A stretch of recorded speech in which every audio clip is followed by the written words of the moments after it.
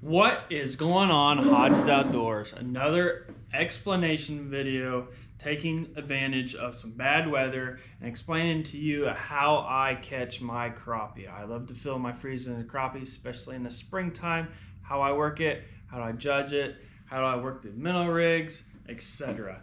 So first off, what I'll do is what I call a seeking phase, where I'm trying to find flipping boat docks, stuff like that. So typically I go to typically a light rod. So I have this ugly stick. You can buy them anywhere, Walmart, etc. It's a light action rod. I'll tip it with like a 1/36 ounce or 16 ounce, and the biggest would be like an 18th ounce jig head with some plastics. So you're probably wondering, what plastics do I typically jig? I'll show you here now. If I'm searching and there might be like little ones, I'll throw these nasty Nate baits. These nasty baits absolutely kill. The creature style baits, I have these jig heads like this. I think I bought those actually from Mike's bait shop up at Indian Lake. I would check them out. They are superb, absolutely the best if I'm fishing them clear water lakes right now. Indian Lake, I absolutely fish these nasty Nates. I actually kill. If I'm searching and I am getting bigger bites, maybe your Caesar Creeks, your Deer Creeks, your Buckeye Lakes, stuff like that, I might switch over to these swim bait type prototypes from Bobby Garland. They are superb. Monkey milk, those blue crumb style baits, I love those big. So in general, basically, if it's a clear water, normally the monkey milk or something like that will work. If it's a dark water, I might go through these neon greens, the the Bobby Garlands.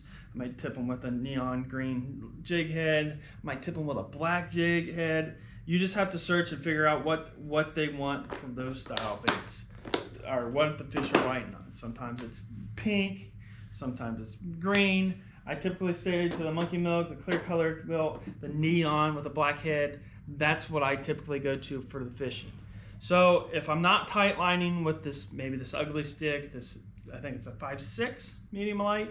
Yeah, 5/6 medium light with a 6-pound braid or 6-pound monofilament, or even fluorocarbon for that clear water situation. That's what I'm running.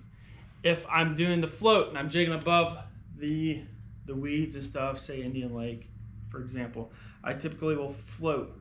I'll make a float, maybe 2 foot down, and then I'll jig a hair jig. So what hair jigs? Where do I get these hair jigs? So typically if you go to any of them bait stores, they'll have these hair jigs that they make themselves. I typically buy them from them. Fort Laramie has a bait tackle store, Mike's bait shop. I think Nasty Nate sells some hair jigs. I absolutely love those in them situations. I may sometimes tip them with a crappie bite, just get some flavor, get some scent going down to the fish. Sometimes they like it, sometimes they don't. Sometimes I switch over to mini wax worms, stuff like that. So you're probably wondering what I'm flipping that on. I have the ACC crappie stick, 8 foot. I'm not doing the 10 or the 13 inchers that are the typical that you see off the guys that are shooting out that live scope or the active target or stuff like that, and they're just dipping that hair jig right out in front of the nose of the crappie and jigging them. I'm not running that. I'm fishing. I'm not playing the video game on the screen. I am fishing, flipping doxes, flipping the lily pads, flipping the brush, flipping the wood. That's the old school type of me. I haven't gotten to it yet, nor can I afford it. So that's how I'm doing it. That's how I'm searching it.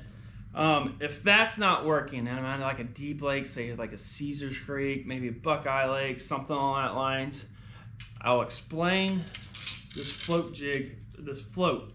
So it's a minnow rig. That's what everyone calls a minnow rig. So it's simple. It's the best way to do it that I found. These bobber stops. I love these bobber stops, the rubber bobber stops. You might see them here. I put it and I measure out the depth by that bobber stop. I live and die by that bobber stop, and I'll rig up 2 or 3 rods and throw it out the back and just hook big slab crappies that might be on that bulrush for that spawning pocket or whatever. So I'll throw that up to the depth that I desire.